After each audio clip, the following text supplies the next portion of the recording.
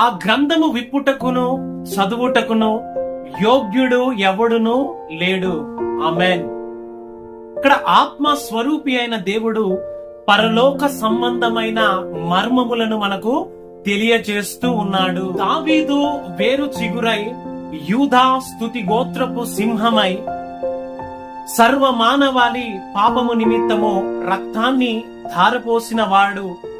మరి ఆ యొక్క గ్రంథాన్ని విప్పుటకు యోగ్యతను అర్హతను కలుగజేసి సర్వ మానవాళి అనగా ప్రతి ప్రజలోనూ ప్రతి జాతిలోనూ ప్రతి తెగలోనూ ప్రతి ఒక్కరిని ఆ యొక్క జీవ గ్రంథములో పేర్లు లిఖించబడి నిత్య జీవములోనికి నడిపించుటకు అర్హతను అనుగ్రహించిన దేవుణ్ణి సత్యాన్ని విశ్వసించి తన నిత్య రాజ్యములోనికి నీవు నడిపించబడుదువుగాక.